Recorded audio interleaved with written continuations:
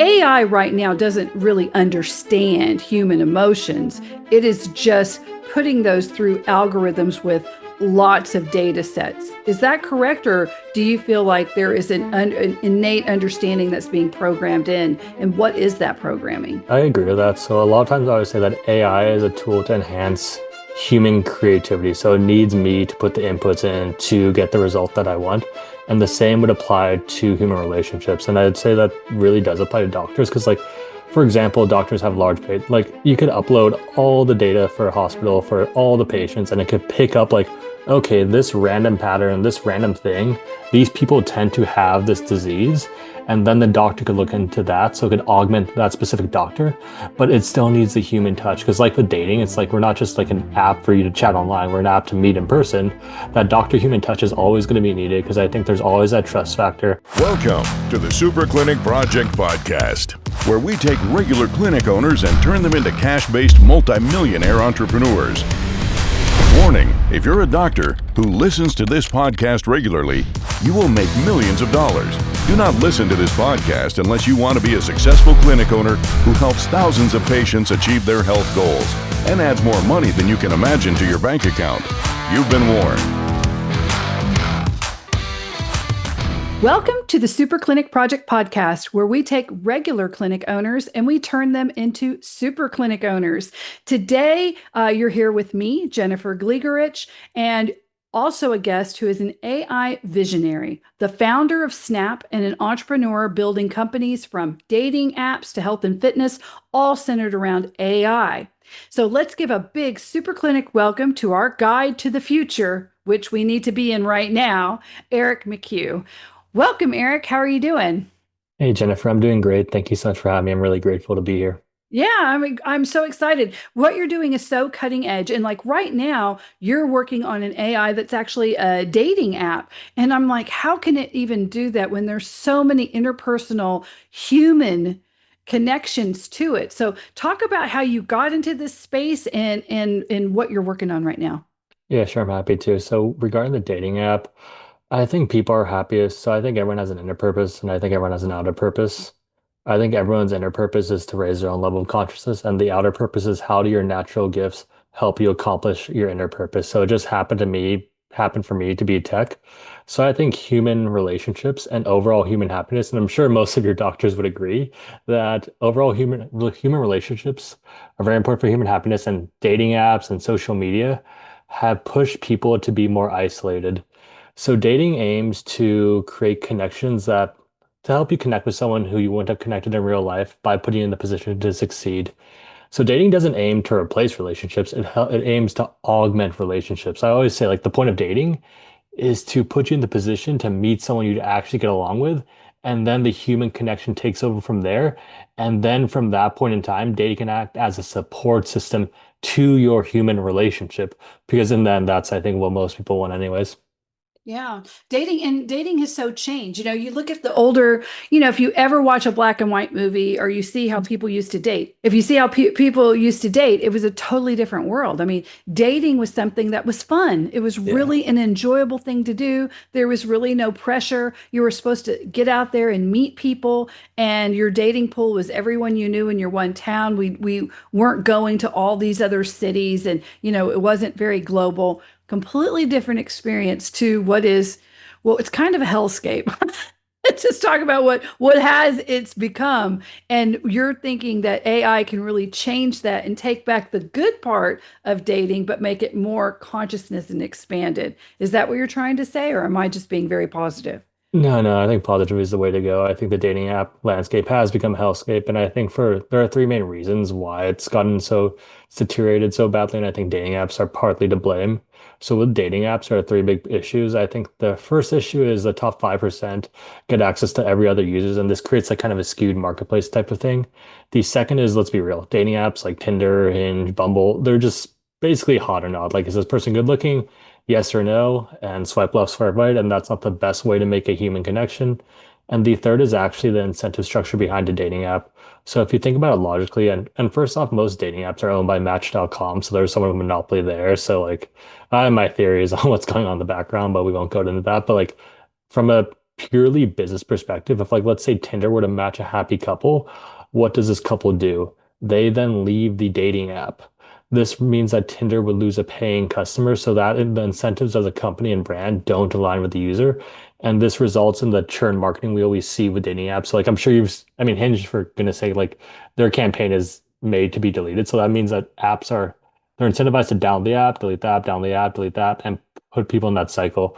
Whereas dating is completely different. So what we do is we auto-generate dating profiles based on a user's digital footprint and chat history with Cupid, and then generate matches based on the data points we've gathered from the user to put them to succeed. So like for example, you could be a runner, you have like a point 0.8 correlation with running because you like to run, you post about it a lot, it's whatever. That could have a high correlation with bikers, and then you can match with a biker based on that. And then you guys go on the date because the whole point is to get you on the date, meet face to face. And let's say you guys fall in love, get married. It can then switch to a relationship butler. So it could be like, let's say me and you, for example, we match on the dating app. Mhm. It picked up that for whatever reason, people who wear red shirts and people who wear black shirts really get along for whatever the case may be. And that's where AI comes into play because like AI is really good at analyzing large data sets and recognizing patterns. So like that was just a random example, like red shirt and Yeah, black shirt. yeah. But like, what if in the back end the AI notices like that the majority of people who do match happen to have that data point that we would have missed. It matches you based on that. And then let's say we go on that match, it can act as a relationship butler for the both of us after. So that's in a better incentive. So like, okay, Eric and Jennifer, your third anniversary is coming up.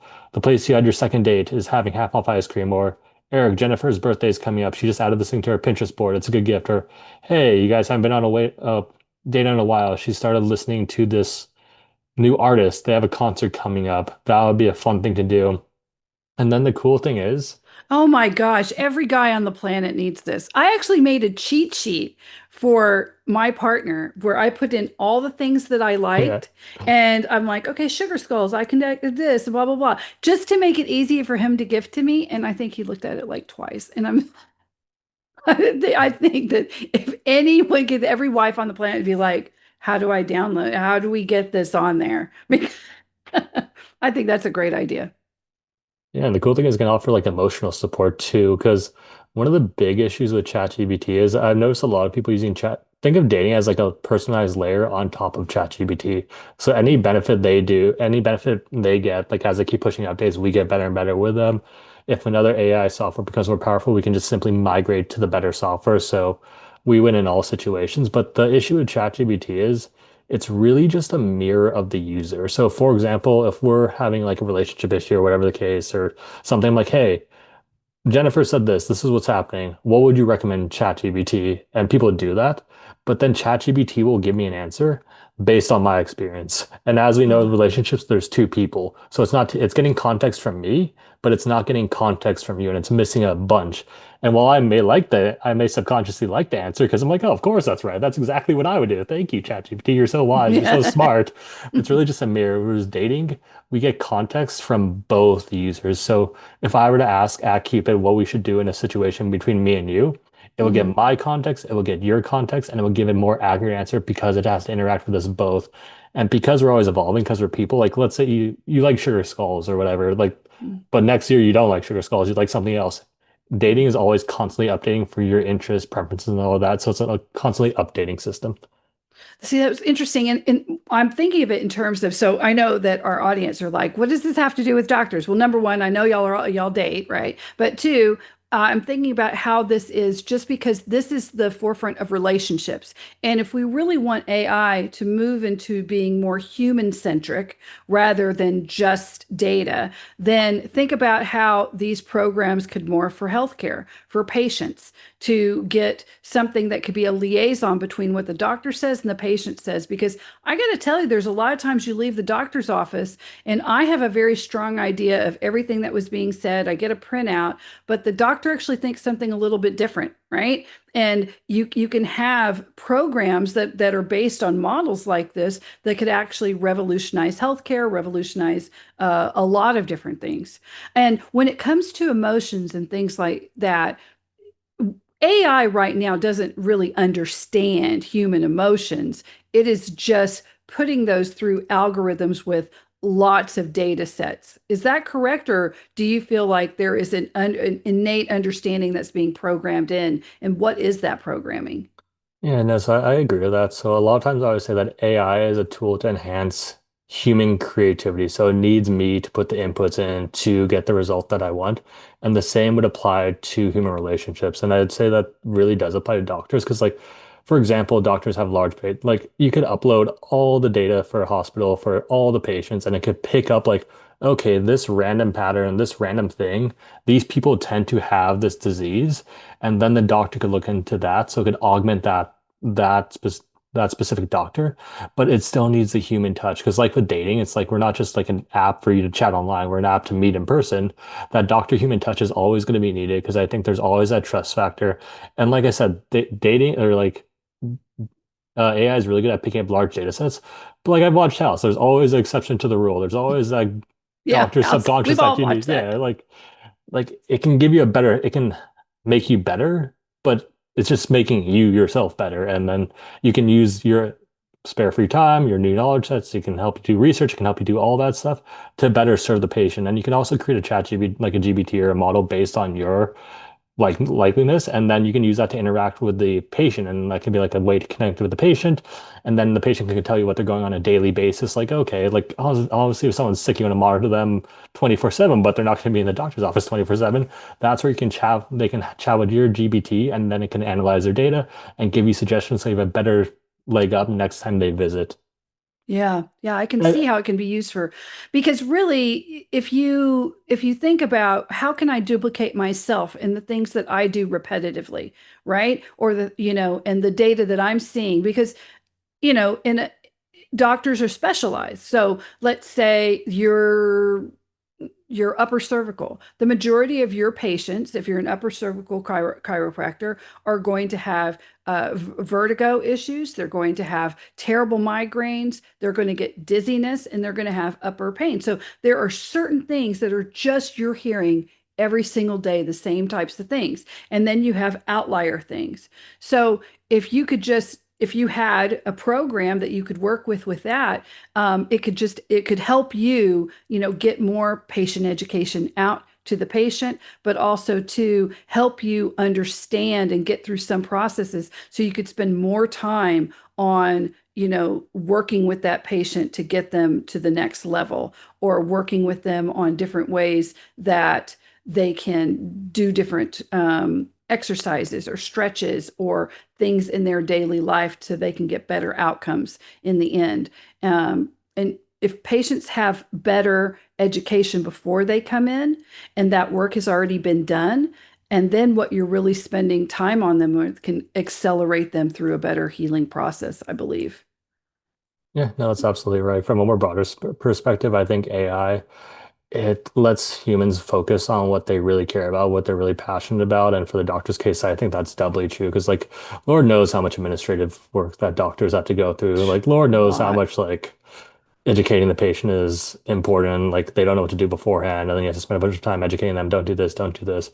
And if AI can support a doctor in any way, give them more free time to focus on that one-on-one relationship with the patient by helping them with research, by helping them with education, by helping with them with admin, I think that's a fantastic thing. And the more doctor-patient relationships we have, I think the better it is for everyone because people are always going to get sick. And on top of that, AI can help give better health like habits on like how to like, oh, I have a cough, what should I do, what should I try this, and then it could actually help the patient. And the term in tech is QA, meaning you just test a bunch of things. And if it doesn't work, it doesn't work. So that could do a lot of the groundwork for the patient. So like, let's say I get sick. I'm like, okay, I don't know what this is. What should I try? I try all the basic things like, okay, maybe I need more sleep. Maybe I need more water. Nothing's helping me. And then I come to the doctor. I have a better idea of what's going on with me and what I've tried. And then I present that to the doctor or the physician. And that's where they can work their magic. And of course, I will always trust a doctor over physician because like, again, like I'm sick, I'm scared. Like the human trust factor isn't going anywhere, and I could actually see that increasing with It all has the yeah. declined, though. I mean, we have to admit, I think faith in the healthcare industry right now is probably at an all-time low after everything we've went through. And so you have doctors on the front lines that are really battling a lot. And now we have social media. So if you follow anything on TikTok with just women's issues, I mean, there are thousands and thousands. I mean, it's really depressing, makes you want to cry when you see these women crying saying, yeah, I went into a doctor for 3 years and they said, well, maybe you should just diet. That's like the first thing most doctors say. Well, it doesn't even matter if they're a healthy weight, just go, lose a bit more weight.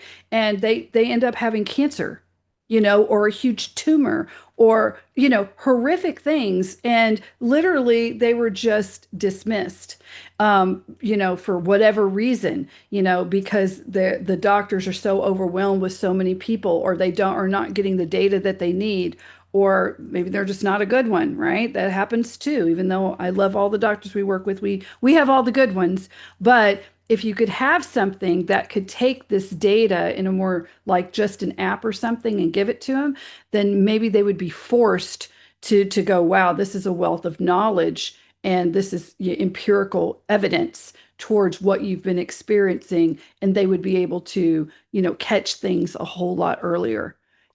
I just see the biggest thing with AI is just innovations in catching things earlier, so that, one of the biggest issues we have in healthcare is people saying they had to go through a gauntlet before they finally got the right diagnosis and they finally got treatment. But if it would have happened years ago, they would have been okay. You know what I Yeah. mean?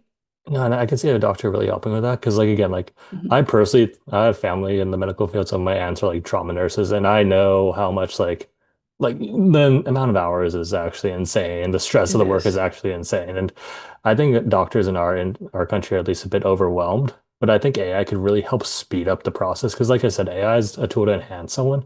So what a doctor could do is create a simple form, create the framework for AI for them to work with the patient and greatly speed up the process. So for example, for the cancer, people like obviously like you don't want to tell them to go lose weight, I would say, or to go diet. And I would say that's largely because A, they're either a bad doctor, and honestly, AI can't really help with that. That has to do with the person. But I would say most of that's because they're overwhelmed. It's like imagine you're a doctor, you have like 50 different patients a day. It's like I don't know what to say. I mean, it's kind of good advice. You probably should. Like Well, dieting can't, everybody needs to yeah, have a good, yeah. healthy diet and good exercise routine. I mean, that's kind of a duh, right? Yeah, but then me as a doctor, because I kind of know what to look for. This is my Yeah. area of specialties. So I can fill out a form and with AI, give it to the patient. They can fill it out. Then I can use that to cross-reference all my other patients and to see what comes up.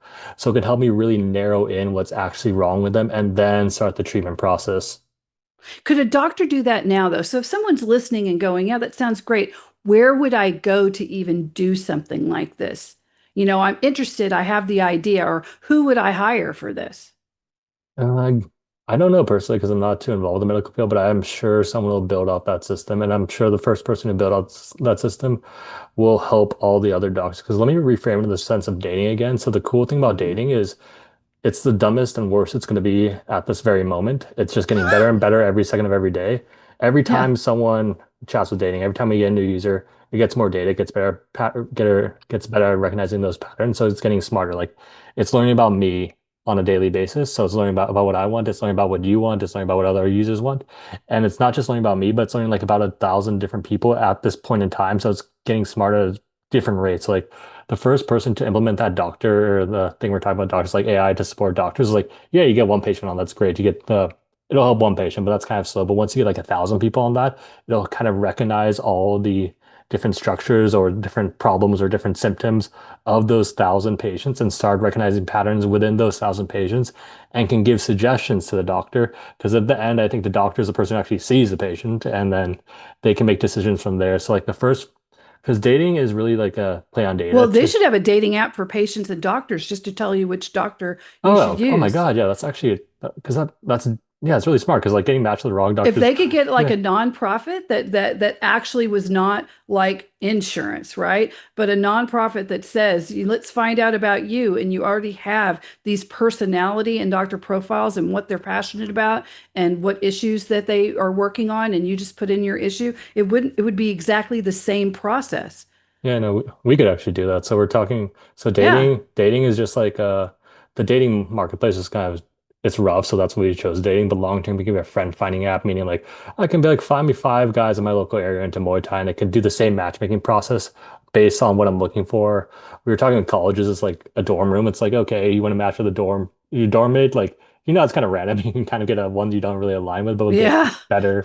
We're talking with companies where it's like you can match with like a mentor type thing. So that could easily reskin for doctors where it's like, okay, you're going to the hospital, like, because like how doctors are overwhelmed, but like if you can on a personality basis, like if you can match a patient with the right doctor personality wise, I think they'll do much better. I mean, like Oh it's yeah, all, they would. yeah, Yeah, everybody wants that, right? You yeah, want someone who you feel like you've got, they understand you, and also to a doctor wants that. Imagine if you're a doctor and every patient is somebody you're like, man, I love seeing them. I love helping yeah, them. Also, too, when you feel like someone gets you and they're not talking down to you or whatever. And sometimes the nicest doctors, a patient can feel that way because their communication styles are different. It's not that the doctor's actually talking down to them. It's just that's because of the patient's communication style and how they are. That's how they perceive it, right? And then you can have it vice versa, right? That's why you can put all the best, nicest people in the room. They're not going to necessarily be attracted to one another, even like each other, right? Because different people have different ways they communicate and different value structures, and then just different ways that they take in knowledge, right? So if you could do that, then I think the patients would get much better outcomes because they're more apt to listen to and to follow the advice of someone they think, really gets them on that level, just like a date, you know? yeah, 100%. Because and then it's just proper matchmaking. And like I'm thinking of the example for Scrubs is because I like that show a lot. It's like you either get matched with Percival Cox, like imagine like a soft, gentle person getting matched with Perry Cox. You're just like, or getting matched. Imagine like some you're soft, you're gentle, you're just like a kind person, you're kind of timid, getting matched with House, and he's like, you're an idiot, do this right. Whereas like someone who's just more like an ex-Marine would probably be more fine with that. But Yeah. and then if you're like a soft, gentle, you're communicative, you like to learn more, you take your time, then you get matched with like a person like that. I think that's better for everyone. And on top of that, it can help the teams too. Cause like I know like doctor, I'm not too familiar, but like I know there's that structure of like attending resident intern, so it can help you match better with like because we're working with companies on finding mentors to help people elevate the corporate structure. Because if you find the right mentor in your specific field, that obviously is going to catapult your career much quicker if you find the wrong mentor, because that's actually detrimental. But the same thing Right. would absolutely apply with doctors. Yeah, absolutely. I see there are so many ways that you can put the what you're doing right now with dating and those sorts of algorithms to a much wider base. Once you get that out and you're able to make these great people and human connections and you're able to strengthen human connections, well, then that can translate to almost anything and be revolutionary. You know, Uh, what? Yeah, no, like imagine this, like you're a patient, you're scared, you're like, who's my doctor? You plug in the app, it's like, okay, can you tell me a bit more about a doctor? It gives you a nice summary of your doctor, so you kind of know who your doctor's coming in. He likes this, he likes this, he likes this, X, Y, Z. And then from the doctor's perspective, you can do the exact same type thing. It's like, oh, can I have a personality profile of my patient? These are their interests, this are their likes. Oh, by the way, you both read the same book, you both like to go fishing, you like to do a bunch of this, and that's just like a much better way to start any Yeah. relationship. Yeah, because they're people, right? And then you've gotten a lot of that out of the way so you can get right to the heart of the matter, right? You already know those basics. So you're not taking another 30 minutes to an hour to ask them the same questions that they've been asked by every single person that's come in to take their blood or take their thing. Everybody has a better idea. They can remind themselves. They would have an app. Okay, before I go in here to take this blood, blah, blah, blah, blah, blah. Okay, yeah, you're right. Judy, she's got the kids. This is what we talked about. You go in there, what a much more pleasant experience than you're just a number, which is how it is in a hospital, right?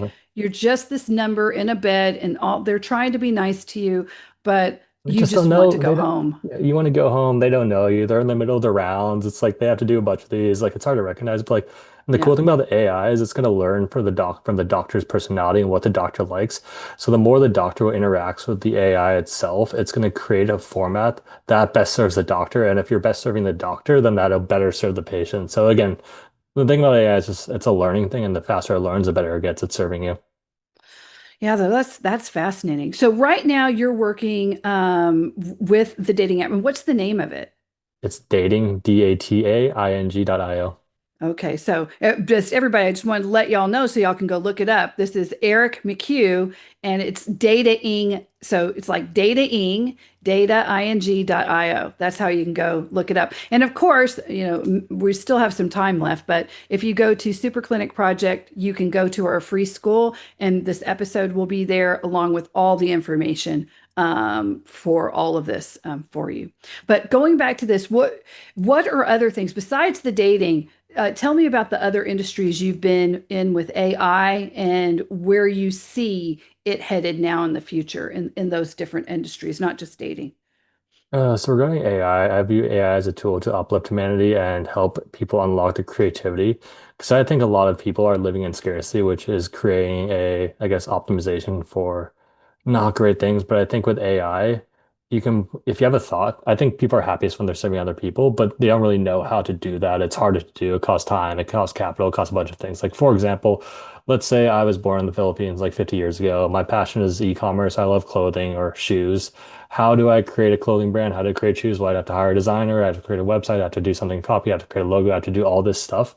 And it costs money, so I wouldn't likely do that. But with AI, it's like I can just spin up all that stuff quickly, try, fail, learn, and then move on to the next thing. So I see AI just in terms of entrepreneurship, it's going to really help a lot of people. I think I'm really happy about this, and I know, yeah, like the legal field is going to get hit really hard Yeah. because Lord knows how much lawyers charge for an hour to write an email. So they're pretty much cooked. They have to learn to adapt. Finance too, like they're struggling, like in terms of investing, like there are already AI agents who can out invest pretty much any investor. So they have to learn. What's gonna matter is human connections, creativity and marketing, I think are the skills that AI is gonna really bolster and tech too. So in terms of development, like coding, AI is it's what it's doing is creating a system where like the top 5% of those fields are going to excel. Meaning like if I'm trying to hire a developer, normally I have to hire a developing team, but now I can hire one really cracked one who with AI, he like 100x his output. So now he's working on multiple projects and the other ones are left out of the dust. So like if you're worried about AI, don't be. It's in the end, it's going to help you with what you actually want to do and just be creative and just focus on the human connection and we should be fine. Yeah. I remember I was talking to you on our pre-interview call about Fiverr. Fiverr CEO came out and said, AI is coming for your job, it's coming for mine. Easy jobs won't be done by humans anymore. In fact, hard jobs won't. It'll be the jobs that we think are impossible, and it's all about outcomes. So if you're lawyers, your outcome is going to be 100 times more emails, 100 times more contracts, because you'll be working with AI that has been developed to give the prompts to get these things. And you're going to be much more centered on the human aspect of that. Same with creatives. And they gave accountants and all these different examples of a wide variety of fields that most of them thought that they would be fine. Like AI is not even going to touch them. And really, AI is going to touch, I think, a lot of the fields that people thought were never going to touch Yeah, it's ironic. first. Yeah, it is. It's ironic, It's ironic going after like the white collar jobs more than the blue Mhm. collar jobs. Like, it's not going to build the building, but it is going to do your taxes for you. So, Yeah, but it's going to help. If you have good AI, it'll help make that building not fall down. correct. You'll have a lot better, help with architectures and making plans. I mean, it's not going to put all the beauty in it. It still can't even figure out fingers. Yeah. All the AIs think their fingers are all going a different way on the people that AI creates and stuff like that. But yeah, it's still a way to go, I think, on the video aspect, unless you have a really good, it's still, you need a lot of good team for creatives on videos from what I've noticed. Uh, But what it uh, can do though, when you do have a team that they all are using AI, you have the AI people that are tweaking the voice, getting the voice really truly matched, because if AI alone can't do it all, that's just too many things right now, because every little pixel is coded, right, on what it does and what it moves for. it's Um, actually, the video Go is ahead. actually getting pretty good. So, me, I have no personal video experience.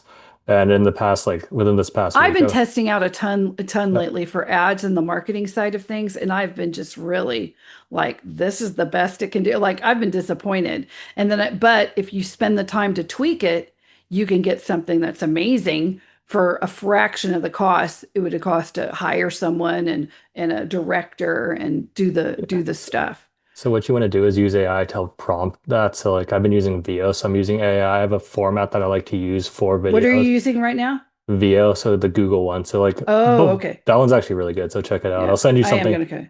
I'll send you something I made from that just like randomly, and I have no video experience. So what you want to Uh, do is use AI to help prompt it. And if you know how to prompt like ChatGPT better, because the video for Google is kind of like you don't get too many, it's like you get daily credits type of thing. So what you want to do is you want to know the format you want, be very specific on that. Then you can use ChatGPT or another AI software to help you write the prompt and then tell you exactly what you want. And then you use that prompt to plug into the video prompter. And then you see the video, it's like, okay, this is where I went wrong. And then you can go back to the AI ChatGPT and like, okay, this is what happened. This is where I went wrong. Can you re-edit the prompt to fit what I actually want? So it's actually getting pretty good. Like I made something about like it's a Star Wars thing. So two stormtroopers are just like, so it was a crypto project. So two stormtroopers, like during the battle, they're like, we're in the middle of a very intense battlefield and they see all the Star Wars stuff. It looks pretty much like Star Wars. And then they turn around, it's like, oh, we're in the middle of an intense battlefield, but Greg is busy tokenizing a lightsaber. So I mean, that's why I looped back to my company, but like, it's actually cinematic. It's pretty close to cinematic quality.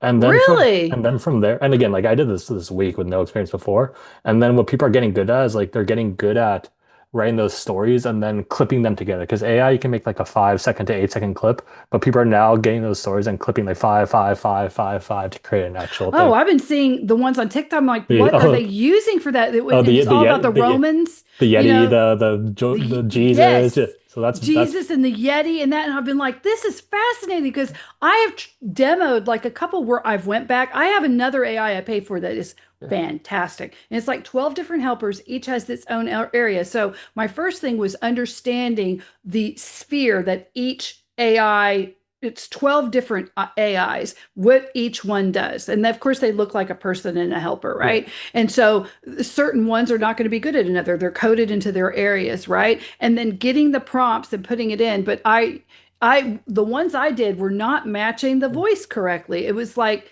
they were talking, but it just didn't look like a person. But I've got to try that. Maybe I was Yeah, on the wrong programs. I I'll tried three, but Google VO, I'm going to via look at and that.